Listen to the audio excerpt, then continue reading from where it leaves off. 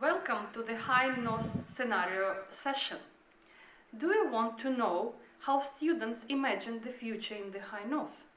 They are young, curious and ambitious, and they want to understand uncertainties and choices they will need to do as the future leaders. At the scenario workshop, we learn students to look forward in a systematic way. Students from 70 different nationalities gather together and in dialogue, by discussing and finding compromises, they find smarter ways for us to live in the High North. So join us to hear the best results of their work on creating scenarios for the future of the smart cities in the High North. What a wonderful introduction. I think the picture, I don't know, is the best than we are in reality. But welcome to this session on the High North scenarios, and welcome to the presentation to that our students that are part of our programs here in Nord University Business School will be presenting to you. So I think we can do it since it is the dialogue. Me and Anatoli, we decided that we will do it also a little bit as a dialogue to tell you what is it all about. So Anatoli, we have been organizing these scenarios workshops for several years ago, different topics, different students. But why we teach master and PhD students actually this methodology with the relevance for the High North? Well, I think this year we focus on business in the Arctic in different types of shifts. And I would like to you all be honest. Very often we don't like change. We don't like shifts. And why? It's very simple, because shifts means dramatic change. It requires us to go out of the comfort zones, of our established way of thinking and doing things. Instead of accepting discomfort of change and necessity to be proactive, we actually accept comfort of having things like they are. And therefore, we are very often act reactively. We change when we are forced to do so. To be proactive, however, it's ability that can be trained or developed. And that's why the question is how we can do it, how we as an education institution can improve our abilities to think unthinkable, to face discomfort of all potential changes that actually our life brings. Yeah, I see, and it is very exciting. But Anatoli, how can we make sure that we are better prepared to face such consequences of those dramatic societal shifts? And actually, they may or may not dramatically change our everyday ways of thinking and doing things. It's a big task. Yeah, and let's again think and be honest. I think many people have predicted COVID-19. Maybe not many people, some people predicted COVID-19. And what is more devastating, the war in Ukraine. But most of us, including me, have dismissed those options as nonsense, because we found those, and also me, to be too discomforting, too disturbing to accept. So I think as a consequence, all of us, representatives of government, private companies, higher education institutions, we are unprepared for those game changers. And I think many of us still believe that these things will come back to normal. But be honest with yourselves. The dramatic events we are facing today will change the world forever. It will be a different world. So I think we need to understand how to make sense of changing world and be proactive and making advantage of those changes. How to become more proactive? This is a question. How to have ability to be ahead of change. I think foresight as a discipline and also scenario methodology as a particular way to do it may allow it to happen. You can think scenario planning as a kind of set of thought experiments where participants, including students, they are asked to logically think about different types of events, driving forces, trends, and how they can actually interact to create plausible futures in the High North. And this is what makes it unique, that in High North Dialogue we have scenario workshop for the students, including master and PhD. Yeah, right, that's true. We have been doing it already. So, and I see that what you say, Anatoli, that it is very important to be proactive and in becoming, and especially in the high north and the Arctic. But actually, how can we do it with the students? Yeah, and I think it's very clear. There's a clear methodology about that, and I think this is what makes it important, that we are not just making a wishy-washiness, just thinking about what is possible, but we systematically address the trends. We focus on certainties, we call it assumptions. We focus on uncertainties, things which can go different ways, and then they try to kind of put them together in a possible cause and effect link and connect them to kind of extend to the future. And then also we discuss some wildcards, black swans, events with low probability and also high impact. So I hope that we will see how the students performed very soon. But Elena, now maybe it's your turn to explain how it happened. Yeah, that's exciting because this year we have around 50-60 students, and as we said in the introduction video, they're representing 17 different nationalities, and we divided them in different groups that they were coming from different countries, different institutions. They have started a little bit earlier also, like taking part in the lectures, group works, and readings actually about understanding what is the high north and what is the Arctic, and then also understanding the smart cities, because we are in the city that want to be smart. And as well also how to develop scenarios, exactly the methodology that Anatoli has just been presenting. So, and before the group work, they produced very interesting memos where they've been describing those trends and factors that can be important for the development of the smart cities in the high north.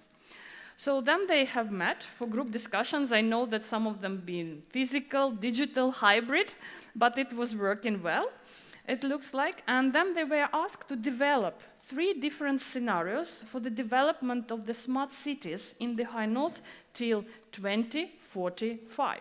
So now we will hear the stories from 2045.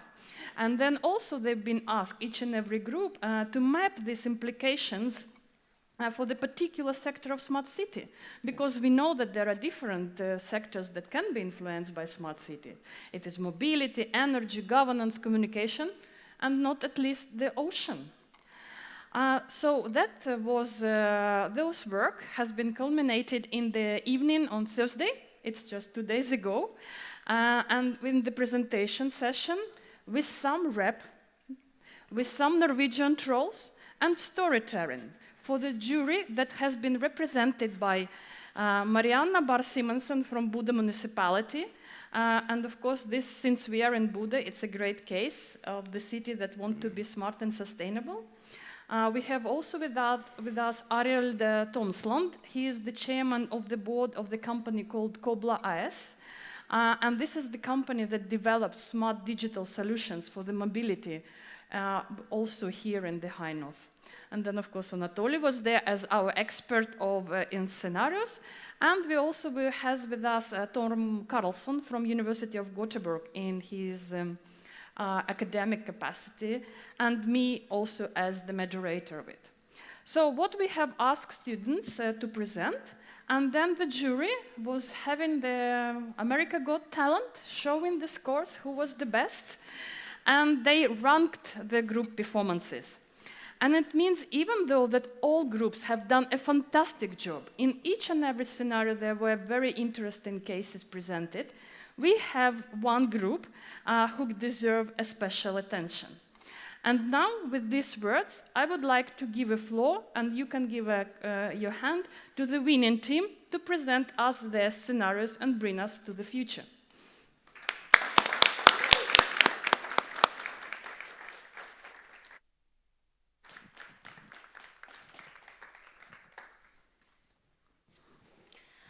Hello, everyone.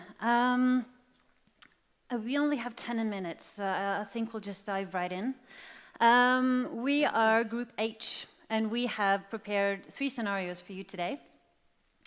I'm the one who's controlling the, yes. So before we start talking about the scenarios, we made a couple of assumptions as to how the future will look like in 2045.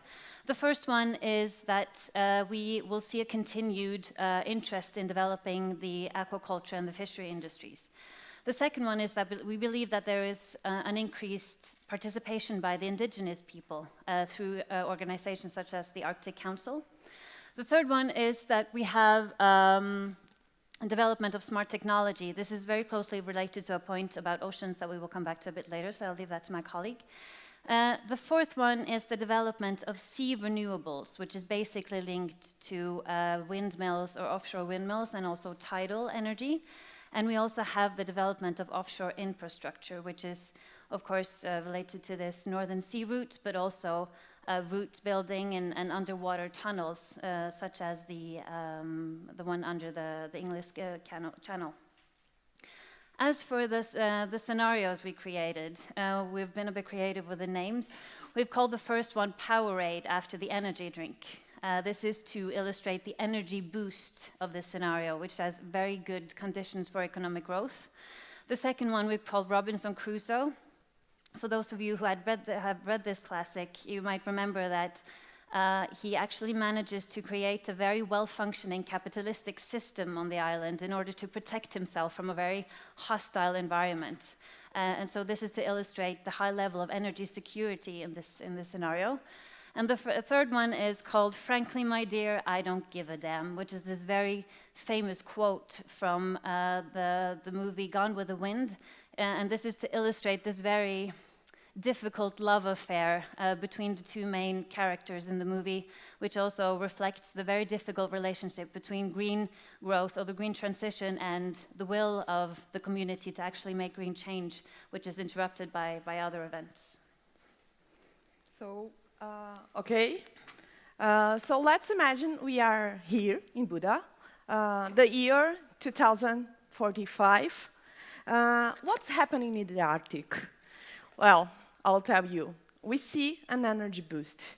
After a de-escalation of the conflicts in Ukraine, there is a cooperation, an international cooperation between the states in the Arctic. And from now, an overall commitment to fight climate change, it's occurring. And as the economy depends much of the ocean, we have high consciousness about blue economy and also about the ocean environment. Energy security is not our goal here. We are encouraging net zero goals and high development of renewables and smart city and smart technology is occurring. Cities in the high north are becoming more international, and due to their economic growth and the technological progress, we could find broader social participation occurring here. And there is an increase of local indigenous people participating in making law and managing the ocean and land resources.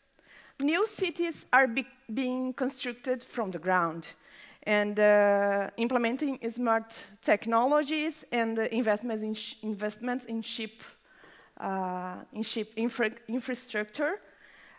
It leads to appear near workplace and encouraging migrations to the high north. We have high development in the high north, but if the conflicts in Ukraine or other states increase, what is our scenario, Maksud? So in that scenario, let's assume that there is no de-escalation between countries and international relations, and we will see the ice front between east and west. And the energy shift would be dictated not by zero emissions and green transition, but by things like energy security, independence, and in that case, we will see the continuation of oil and gas production, as well as the investments in windmills and renewables. This sector will require a huge amount of workforce in the Arctic, and in turn we will see the increase in the higher population of Arctic. As for energy, as for high north logistics ways, we will see it's highly unlikely be dealt united, but we will see we will still have an interest in countries, and it will be motivated by bilateral agreements and not like harmonization of laws. And yeah, that's it. But still we should remember that not all scenarios are driven by international relations factors. Let us imagine it is the year 2045 and there is a dismiss of an uncertain nature. I mean, it can be a new pandemic, a new cold, a new ice age, accelerated global warming that has hit the whole world. So people place much more importance on their own economic statement rather than sustainable development, as well as states focus on their national and local security. Although the Northern Sea route is considered to be one of the key factors of economic development of the region, and we expect that there will be some kind of consensus reached. We think that the navigation will be still framed within bilateral agreements. Also, because of uncertainty of the nature of this dismiss, we have a lot of uncertainties, in fact. So that means that the exploration of oil and gas will depend a lot on the nature of the dismiss we expect. So that means that the exploration can be both expanded and stopped at all. Moreover, we used to think in 2022 that internalization will be one of the leading trends of the upcoming decades, but due to stagnation of international relations and lack of the locals' interest in development of sustainable economy, it's quite obvious that the internalization was awfully affected.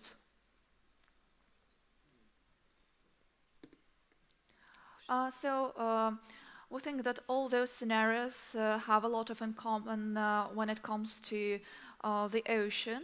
First of all, we believe that there will be a huge commitment to blue economy in all those scenarios to a greater or a lesser extent, in fact.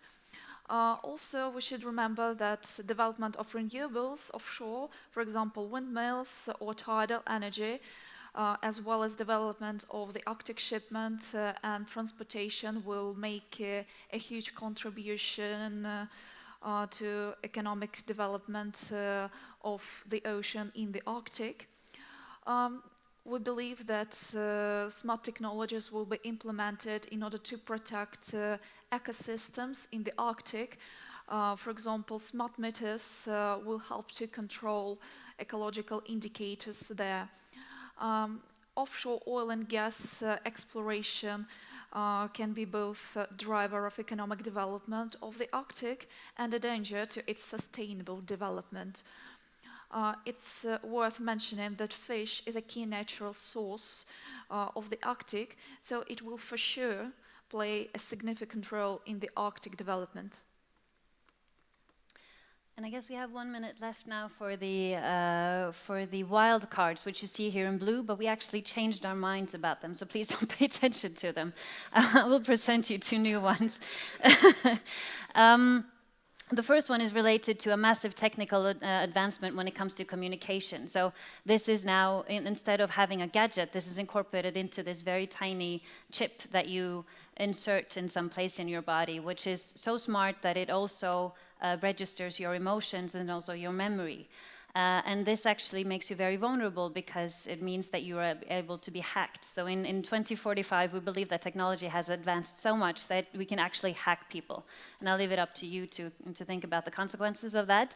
As for the second one, we also see that there is a risk of radioactive disaster, which tangles with the reproductive system of human beings, which actually, in the end, have the severe consequence of humans not being able to reproduce.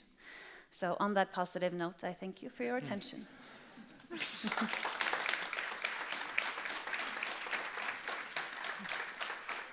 Thank you very much. And now I also invite the rest of the team to join on the stage. And also I also would like to invite here the member of the jury, Dr. Dom Karlsson from University of Gothenburg and School of Public Administration, who will tell you why we have chosen this group, and also to the award ceremony. Yeah, so thank you, Elena, and thank you, Nord Universitet, for inviting me into the jury. And congratulations to the organizer for a top-notch event. So I'm representing the jury, and I'm also representing the international part of the jury. So the motivation for the winning team was agreed upon just a couple of days ago, and it sounds like this. With 3 interesting and thought-provoking scenarios that are both empirically and theoretically grounded, the authors show a deep understanding of smart cities and scenario methodology, and places this firmly within a high North context. Now, and the report, which we also read, which you have not, obviously, is of interest both to the public sector and to the private sector. So, well done indeed. Good, but then we will go for the diploma given from to the students, and then I will say the name, and then you come and shake the hands with the jury. Okay, Albert Dodu.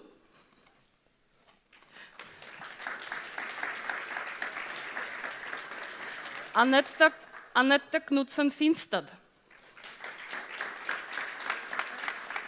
Grattis. Kelly Janoski.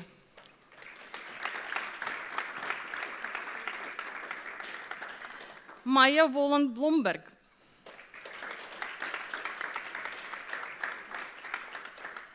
Maksud Sultanov. Дарья Двуреченская. It's a very pre-pandemic thing to shake all these hands. We also here have Elizaveta Novashilova, and she will get her diploma from us later on. Thank you, and congratulations.